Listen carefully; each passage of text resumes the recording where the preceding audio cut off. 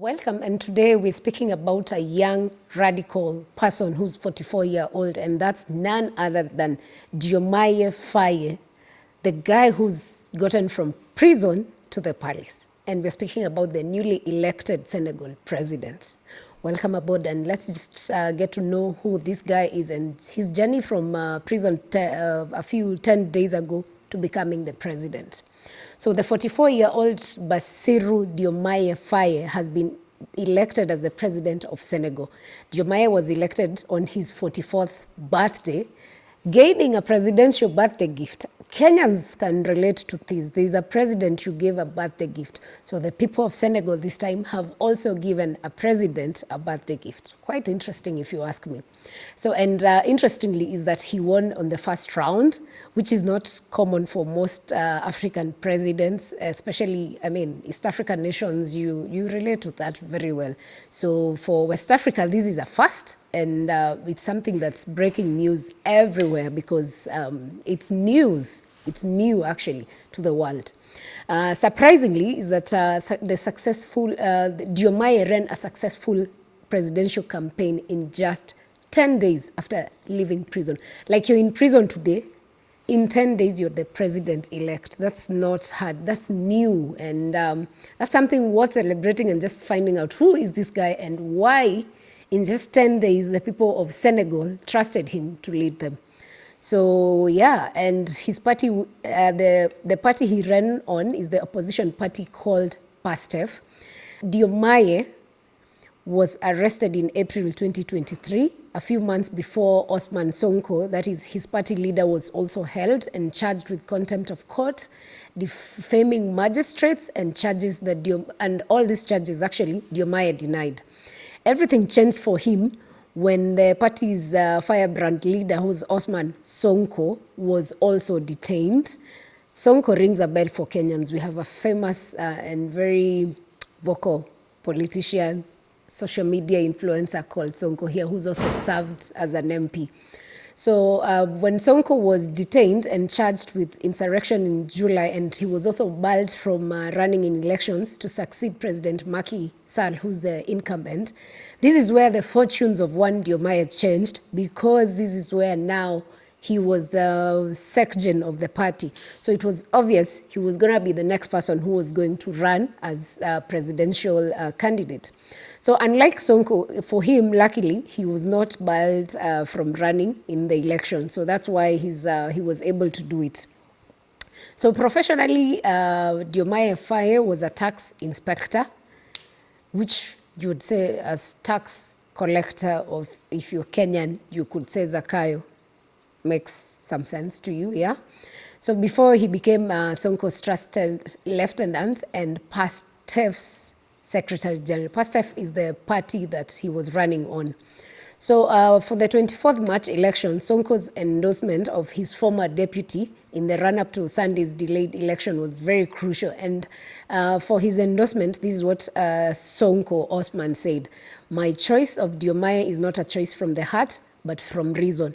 To me, it was only reasonable for him to endorse someone who was part of the party, who had gone with him through the journey from his 2019 race and was part of the party. So it was easier for them to convince the people that for Diomaye to run, it was equally as though Sonko was on the ballot. And he actually said Diomaye is Sonko. Very interesting for politicians to come together for such a thing. So Macky Sall, the incumbent president, had tried to amend the constitution for a third term months ago, and he made an announcement that elections would be postponed from February 2024 to December 2024, which did not sit well, number one, with the citizens and also with people in the political sector. So after that, they did a court process, and Senegal's constitutional court disagreed with this pronouncement and ordered President Macky Sall to set an election date immediately, which he complied and set the date to 24th March, which is when the election was held. So the election attracted 19 presidential candidates. That's a huge number. I think even as a voter, if you go and just find 14 people, 19 people to be selecting from, that's just too much. I mean, everyone wants to be president in Senegal.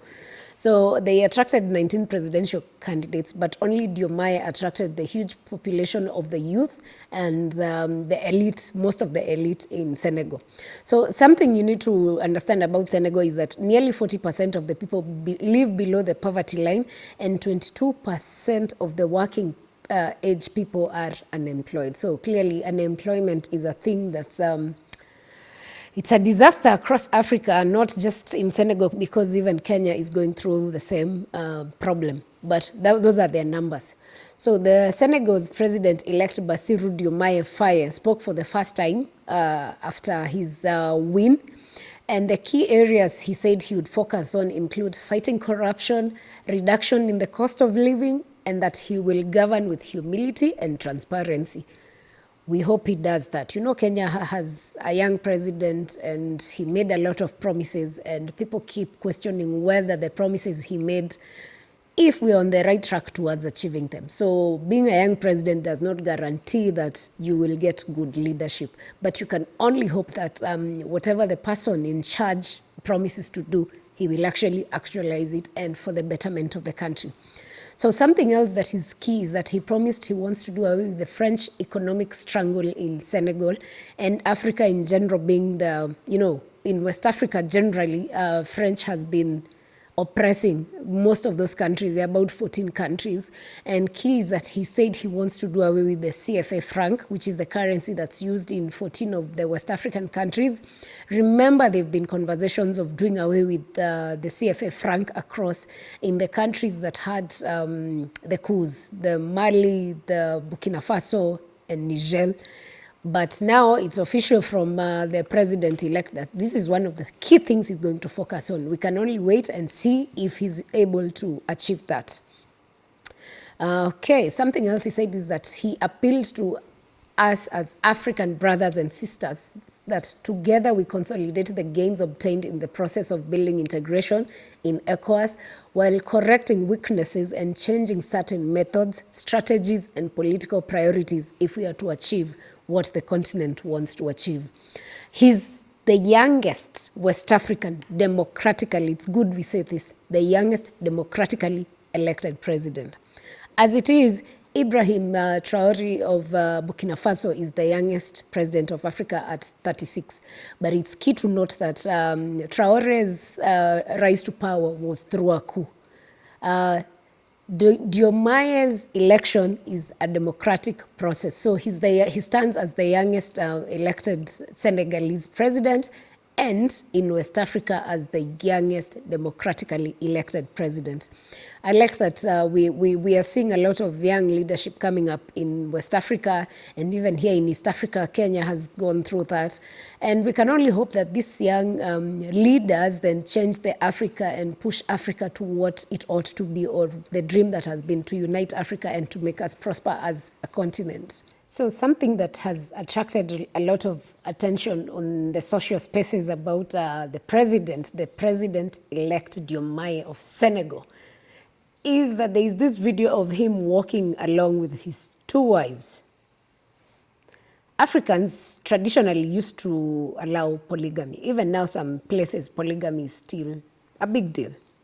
But for a president to have two wives and they're both celebrating that he's the president and they're walking with him on the aisle, it's such an interesting space to be. Now we're just watching and waiting to see, are they introduced as first lady, first two ladies? Like, how do you introduce them? Let's just wait and see during the swearing in ceremony and that whole factor, how this is going to be. So yeah, that's the interesting fact about Diomaye, the president of Senegal.